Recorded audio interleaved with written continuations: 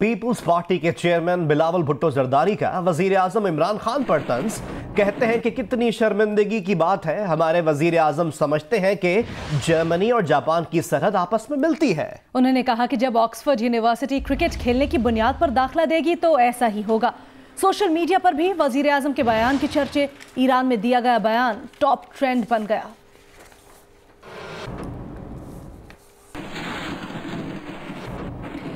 हादसाती chairman साहब इमरान खान ने कहा कि जर्मनी और जापान हमसाया हैं। बिलावल भुट्टो जरदारी के नहले पे वजीर आजम के मुशीर इफ्तिखार दुरानी का दहला। कहते हैं शायद बिलावल भुट्टो वजीर आजम की बात समझ नहीं सके। वजीर आजम इमरान खान ने कहा था कि दोनों मुल्कों के बॉर्डर सनती जोन बनाए गए, आपकी ऑक्सफोर्ड की डिग्री पर जो पैसे लगे वो जाया हो गए।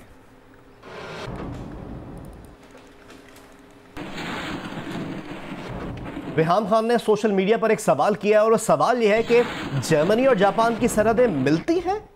रेहाम खान ने सोशल मीडिया पर यह सवाल उठाया और कहा कि क्या हम वजीर आजम ऑफिस को चमड़े की जैकेट्स की बजाय नक्शा तोहफे में दे सकते हैं।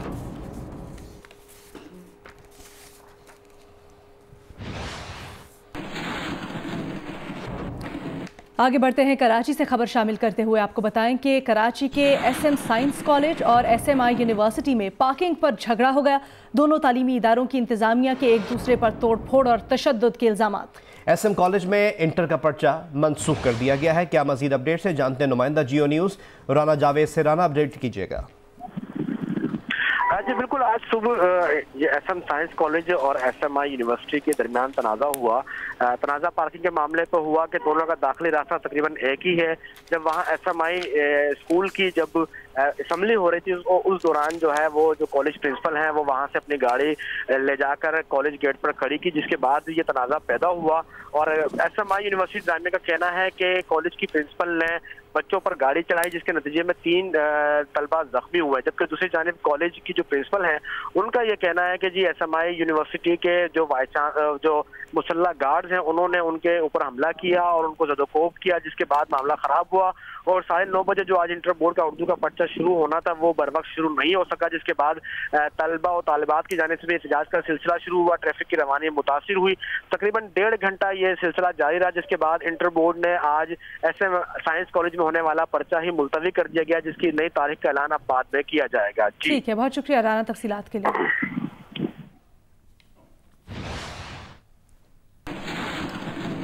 खबरों के सिलसिले को आगे बढ़ाएं और आपको बताएं कि पेशावर में पोलियो मुहिम के खिलाफ साजिश का पर्दा चाक हो गया। बच्चों को बेहोशी का ड्रामा कराने और दीदा दिलेरी से झूठ बोलने और माशुखेल गांव के बच्चों को इशारों पर नचाने वाले मुलजिम नजर मोहम्मद को पेशावर पुलिस ने गिरफ्तार कर लिया है। जबकि बुनियादी मरकज़ सेहत में तोड़फोड़ और जलाओ घिराव करने वालों के खिलाफ मुकदमा दर्ज कर लिया गया। चीफ सेक्रेटरी खैबर पख्तूनख्वा कहते हैं कि पोलियो मुहिम के खिलाफ अफवाहें फैलाने वालों को भी कानून के कटहरे में लाया जाएगा। ये सारे बेहोश पड़े, ये सारे बेहोश पड़े, देखो। पेशावर पुलिस ने पोलियो वैक्सीन के हवाले से माशुखेल गांव के बच्चों से ड्रामा करवाने वाले मुलजिम नजर मोहम्मद को गिरफ्तार कर लिया है। पुलिस के मुताबिक मुलजिम बटबेर का रिहायशी है, जिसने गुज़श्ता रोज निजी स्कूल के सेहतमंद बच्चों को अस्पताल में बेड्स पर लेटने का कहा था और बच्चों को लिटाकर उनको वीडियो में बेहोश दिखाने का ड्रामा किया। दूसरी जानिब माशुखेल में गुज़श्ता रोज BHU पर हमला, जलाओ गिराव करने पर 12 अफराद के खिलाफ थाना बटबेर में FIR दर्ज कर ली गई है। पुलिस के मुताबिक FIR में नामजद मुलजिमान की गिरफ्तारी के लिए छापे मारे जा रहे हैं। चीफ सेक्रेटरी खैबर पख्तूनख्वा मोहम्मद सलीम खान ने जियो न्यूज़ से बातचीत में बताया कि बुनियादी मरकज़ सेहत माशुखेल में तोड़ फोड़ करने वालों की फुटेजेस पुलिस ने हासिल कर ली हैं। हमले में मुलविस मुलजिमान को कानून के कटहरे में लाया जाएगा। उन्होंने कहा कि पोलियो मुहिम के खिलाफ जिन लोगों ने झूठा प्रोपेगेंडा किया उनकी भी निशानदेही करके सजा दिलाई जाएगी। चीफ सेक्रेटरी मोहम्मद सलीम खान ने कहा कि पोलियो कतरे महफूज हैं और आवाम पोलियो वैक्सीन से मुताल्लिक अफवाहों पर कान न धरें। शकील फरमान अली, जियो न्यूज़, पेशावर। यहाँ पर आपको बताएं कि पाक फौज में तकर्रियाँ और तबादले किए गए हैं। लेफ्टिनेंट जनरल फैज़ हमीद को GHQ में पाक फौज का एडजुटेंट जनरल तैनात किया गया है। लेफ्टिनेंट जनरल अजहर अब्बास को DGJS मुकर्रर किया गया है। लेफ्टिनेंट जनरल नुमान को IG CNIT तैनात किया गया है। Lieutenant general Sahir vice chief of general staff की जिम्मेदारियां जारी रखेंगे, जबकि लेफ्टिनेंट जनरल अदनान को कमांडर बहावलपुर कोर तैनात किया गया है।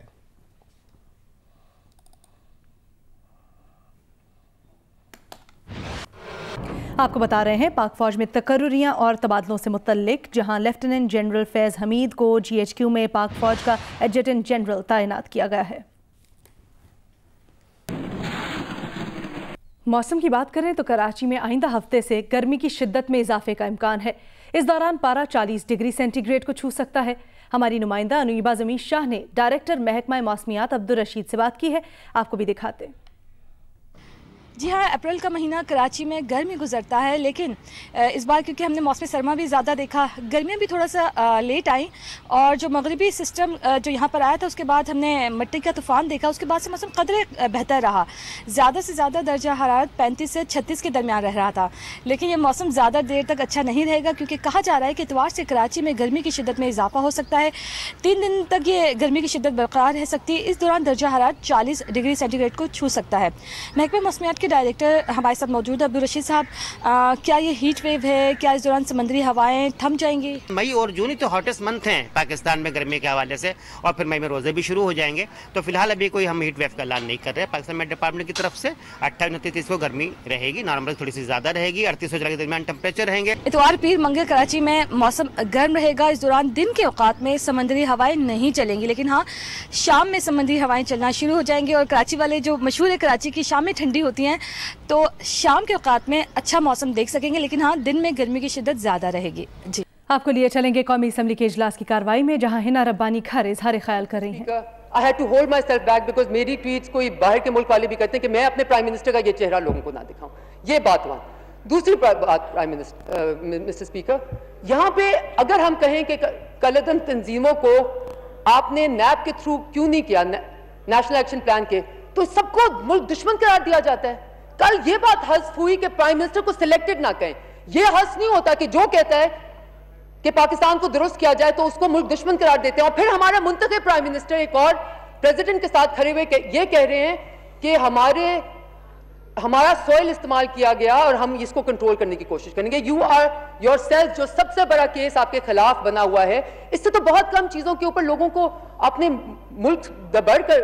मुल्क से निकाल दिया, लोगों के ऊपर किस किस किस्म के केसेस कर दिए, उनको वजीर आजम होने का ओहदा, उनको मुंतखब होने का इख्तियार नहीं दिया, और फिर आप कह रहे हैं कि hold your horses. Mister speaker देखें, हम इस मुल्क का मजाक बनता देख के अब हम इस मुल्क के लिए परेशान हैं, हम अपने लिए परेशान नहीं हैं। This is not funny any more. You can not play with the destiny of this country any more.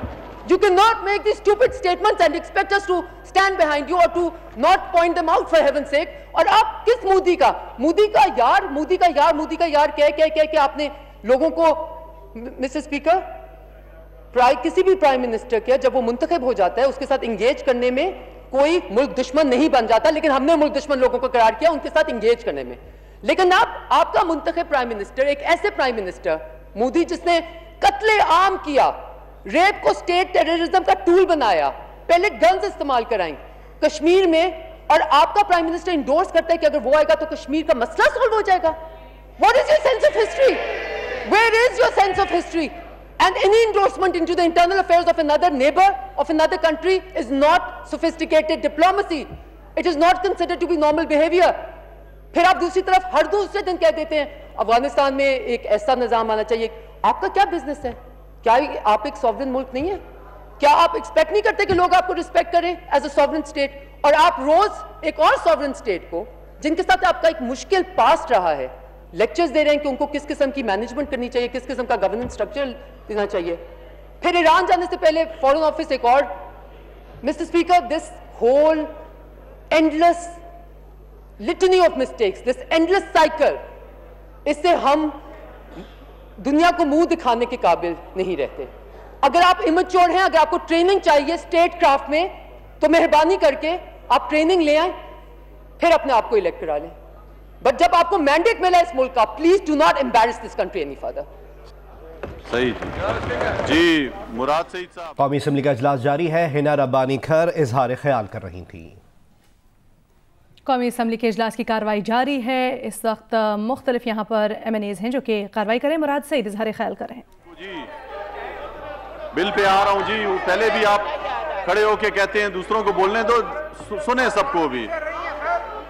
Abbasi साहब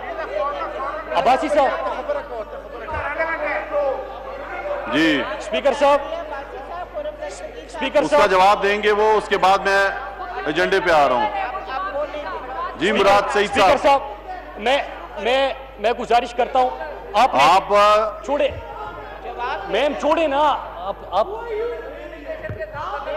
ठीक है, आप बात करने दे डॉक्टर साहब। जी मुराद सईद साहब। स्पीकर साहब, मैं बड़े अदब से अपोजिशन से भी गुजारिश करता हूं कि आपने जो पॉइंट्स उठाए हैं मैं बिल्कुल उसी का जवाब दूंगा अगर आप सुन ले कि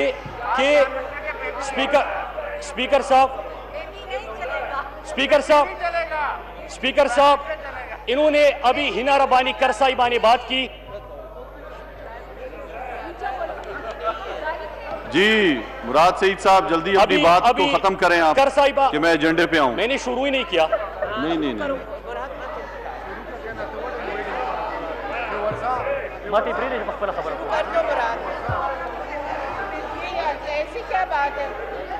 जी आप खामोश हो जाए, मैं कर रहा हूं ना, तो आप तो जवाब देने दो। स्पीकर साहब, मेरी बात सुने। मैं एक बात, पहली बात इन्होंने बात तो सुने ना, मैं बात तो सुने। हिम्मत ही नहीं है कि मुझे सुन सके। मैंने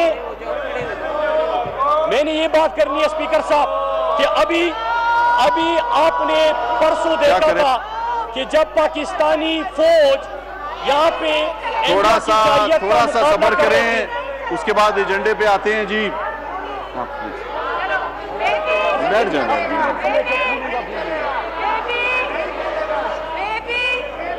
एजेंडे पे आ रहे हैं, आप बैठ जाएं।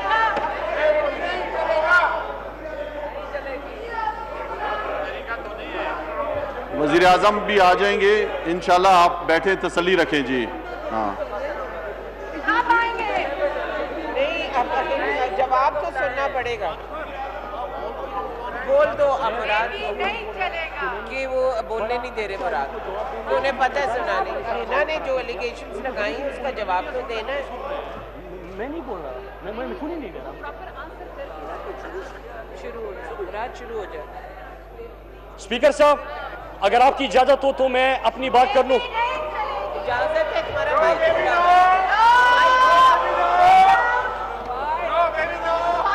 इनको पता है कि मैंने क्या बोलना है। मैंने यहाँ पे मोदी को जो अपनी नवासी की शादियों पे बुलाया क्या करते थे, मैंने यहाँ उनकी बात करनी है। या जब भारत जाते थे और वहाँ पे हुर्रियत रहनुमाओं को छोड़ के वहाँ पे अपनी जाती ताल्लुकात बनाते थे, सजन दलदार को अपने घर बुलाते थे, और हिना रबानी करसाइबा बात कर रही है। परसों जब मेरी पाक फौज सरहदों पे लड़ रही थी, भारत की तैयारी गिरा रहे थे, वहाँ पे क्या हो रहा है? बिलावल उनका मुकदमा लड़ रहा है, बिलावल उनका मुकदमा लड़ने जा रहा है। इनको पता है कि मैंने क्या बात करनी है। स्पीकर साहब, अगर 2 मिनट ये खामोशी से सुनेंगे तो मैं इनको बता दूंगा, आईना दिखा दूंगा।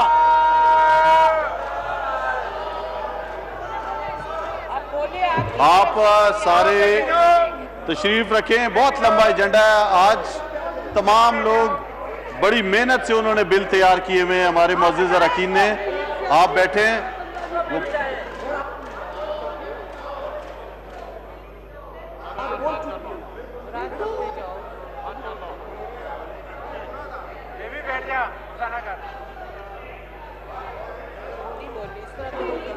यार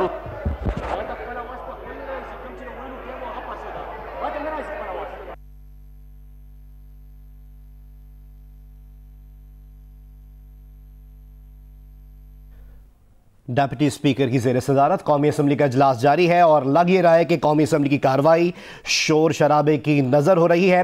मुराद सईद जब इज़हार ख्याल करने के लिए खड़े हुए तो अपोजिशन बेंचेस की तरफ से कुछ जुमले कसे गए, जिसका जवाब हुकूमती बेंचेस की तरफ से भी आया।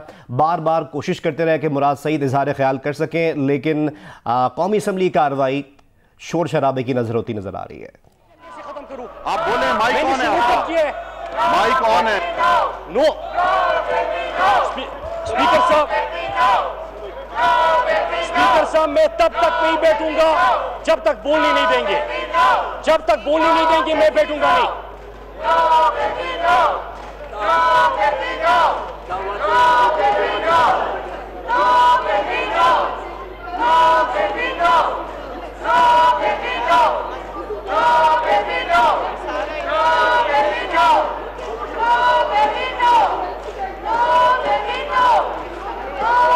आपका माइक ऑन है। मुराद सईद साहब, आप जो बोलना चाहते हैं बोलें। सर 1-2 मिनट रुक जाओ।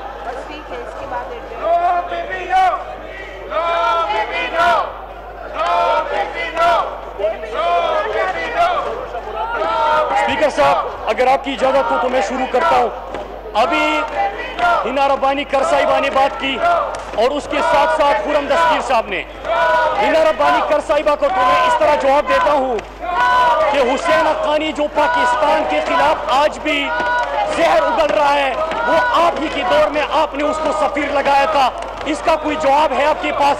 स्पीकर साहब, आपको याद होगा कि पिछले दिनों में हमारी पाक फौज, हमारी तमाम सियासी क़ियादत इमरान खान इंडिया के मुकाबले में खड़ा था, लेकिन एक ही शख्स था पाकिस्तान के अंदर, और वो शख्स था एक पर्ची को बुनियाद बना के हादसाती तौर पे चेयरमैन बनने वाला बिलावल जरदारी, जो कि इंडिया का मुकदमा लड़ रहा था।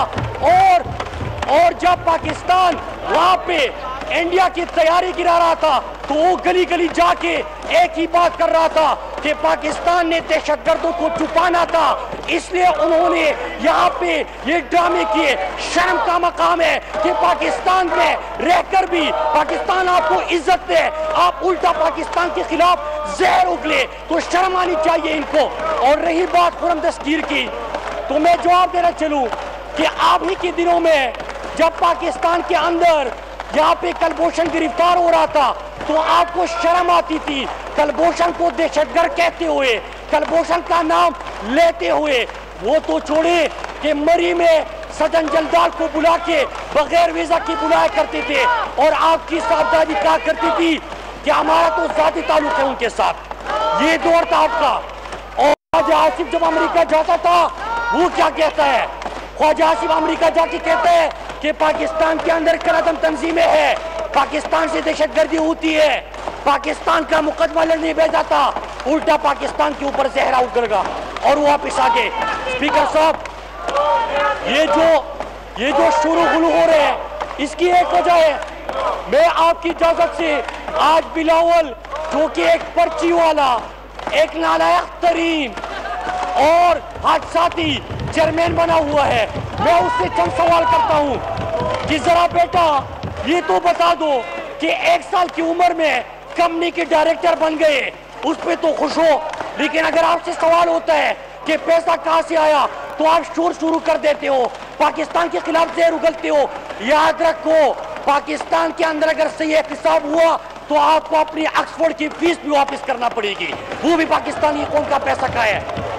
जब हम सवाल करते हैं कि फालूदी वाले के अकाउंट से, ये रीढ़े वाले के अकाउंट से अरबा रुपए क्यों बरामद हो रहा है, तो गुस्सा कर जाते हैं। इमरान खान पे गुस्सा, इमरान खान के वालिद साहब को टारगेट किया कल। मैं सवाल करता हूं कि जरा अपने अब्बू से पूछिए, जो अब्बू बचाओ तहरीक लेके आपके आए, दुनिया में 10% पे जाने जाते हैं, उनसे पूछिए। बाकी वो तो छोड़े, पूरी टब्बर की कहानी है, बिलावल से लेके जरदारी तक, उनकी पुप्पी तक, तमाम टब्बर जो है फेक अकाउंट्स में उनके नाम आ रहे हैं, सत्ते के बकरे भी फेक अकाउंट से आ रहे हैं। स्पीकर साहब, मैं जरा इनसे पूछना चाहता हूं, आप इमरान खान की कारकर्दगी के हवाले से सवाल करते हैं। हाँ, जब इमरान खान मुल्क का वजीर आज़म बना, तो आप जैसे लोग जो पाकिस्तान को आइसोलेट कर चुके थे, आज पूरी दुनिया में जहां भी इमरान खान जाता है, पाकिस्तान की इज्जत होती है। यूएई देके, मलेशिया देके, ईरान देके, चाइना देके, आज पाकिस्तान को इज्जत से निराश से लेकर जाता है। लेकिन मैं सवाल करता हूं, इमरान खान ने तो 8 महीने में जो मेरे गरीब लोग थे, जो सड़कों पे सोते थे, उनके ऊपर गाँव में लेके आए। लेकिन जरा आप बताओ कि आपकी रिपोर्ट कहती है कि आपके 2 साल में 1500 बच्चे तर में बिरक के मर गए। उसका जवाब दे। पुलिस के हवाले से आपकी आईजी ने रिपोर्ट जमा की सीनाई कोर्ट में कि 2100 पुलिस एहलकार खुद जराइम में मुलविस है, और 1200 पुलिस एहलकार आपने सिफारिश पे भर्ती करके बदतखोरी में मुलविस है। आप जवाब दे दें। सेहत के हवाले से हमने सवाल किया था कि जब सबसे गुजारिश है कि अपनी अपनी बैठे। मुराद अली शाह के हल्के में मुराद सईद साहब आप अपनी बात को जल्दी खत्म करें। एम्बुलेंस मैंने पूरे एजेंडे पे आना है जी। गरीब लोगों को, उन मासूरों को, उन इंजर्ड को वो अस्पताल लेके जाए। सब अपनी अपनी निशस्त पे बैठे हैं। कल कराची के अंदर आपने देखा कि किस तरह मासूम बच्ची, इनके सेहत के जो दावे थे वो दरे के दरे रह गए और सिंध में मासूम बच्ची गलत इंजेक्शन लगने से बिलक बिलक के मर गई। ये आपके मुंह पे तमाशा है। सारे अपनी अपनी निशस्त पे बैठ जाए। स्पीकर साहब, आपकी बात खत्म नहीं होती। सबसे ज्यादा गुर्बत स्टेट बैंक की रिपोर्ट के मुताबिक इस वक्त सिंध के अंदर है। सिंध के अंदर है। ये जो नारे लगा रहे इनसे पूछे कौमी असम्बली इजलास की कार्रवाई आप देख रहे थे। मुराद सईद इजहार खैर। अस्सलाम वालेकुम, मैं हूं अलीना फारूक शेख और आप देख रहे हैं जियो न्यूज़। मजीद वीडियोस और अपडेट्स के लिए अभी सब्सक्राइब का बटन क्लिक कीजिए और देखते रहिए जियो न्यूज़।